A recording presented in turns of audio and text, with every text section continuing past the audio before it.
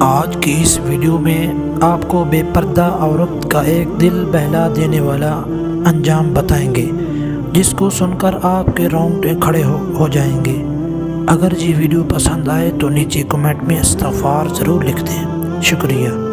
ایک گاؤں میں ایک باپردہ عورت رہتی تھی، جن کی ڈیمانڈ تھی کہ وہ شادی اس سے کرے گی جو انہیں باپردہ رکھے گا۔ ساری زندگی تو ایک نوجوان اس کی شرط پر نکاح کے لیے رضامند ہو گیا کہ میں اس کو ساری زندگی باپردہ رکھوں گا۔ خیر، دونوں کی شادی ہو گئی، وقت گزرتا گیا، یہاں تک کہ ان کا ایک بیٹا پیدا ہو گیا۔ ایک دن شوہر کہنے لگا، میں سارا دن کھیتوں میں کام کرتا ہوں، کھانے کے لیے مجھے گھر آنا پڑتا ہے، جس سے وقت ضائع ہوتا ہے، لہٰذا تم مجھے کھانا کھیتوں میں ہی پہنچا دیا کرو۔ بیوی شوہر کے اس بات پر راضی ہو گئی۔ وقت گزرتے گزرتے ایک اور بیٹا اللہ پاک نے عطا کر دیا، جس پر شوہر نے کہا، اب گزارا مشکل ہے، تم ہی میرے ساتھ کھیتوں میں ہاتھ بیٹھانا۔ یوں ہی وہ باپردگی سے نیم پردے تک پہنچاتی ہے کہ یہ آدھا پردہ کیا کرتی تھی، آدھا پردہ آہستہ آہستہ ختم ہو گیا، اور تیسری بیٹی کی پیدائش پر اس کا شوہر اسے مکمل بے پردگی تک لے آیا۔ وقت گزرتا گیا، یہاں تک کہ اولاد نوجوان ہو گئی۔ ایک دن یوں ہی بیٹھے بیٹھے شوہر ہنسنے لگا۔ بیوی نے سبق پوچھا تو کہا، تو بڑا پردہ کیا کرتی تھی، آخر کار تیرا پردہ ختم ہو گیا نا؟ کہاں گیا تیرا پردہ؟ کیا فرق پڑا پردے اور بے پردگی میں؟ زندگی تو اب بھی اسی طرح گزر رہی ہے۔ بیوی بولتی ہے کہ شوہر میاں، میرے سرتاج، تم ساتھ والے کمرے میں چھپ جاؤ، میں تمہیں بتاتی ہوں کہ پردے اور بے پردے میں کیا فرق ہوتا ہے۔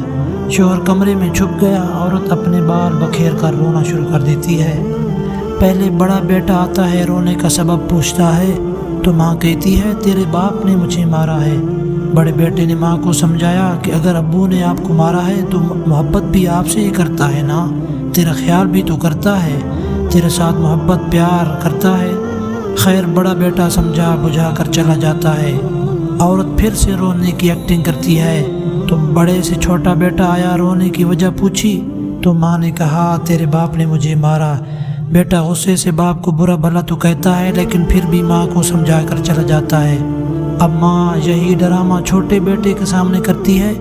چھوٹا بیٹا تو آگ بگولا ہو جاتا ہے، زور زور سے گالیاں بکتے ہوئے ڈنڈا اٹھا لیتا ہے، کہتا ہے، ابھی باپ کی خبر لیتا ہوں، کون ہے میری ماں کو مارنے والا؟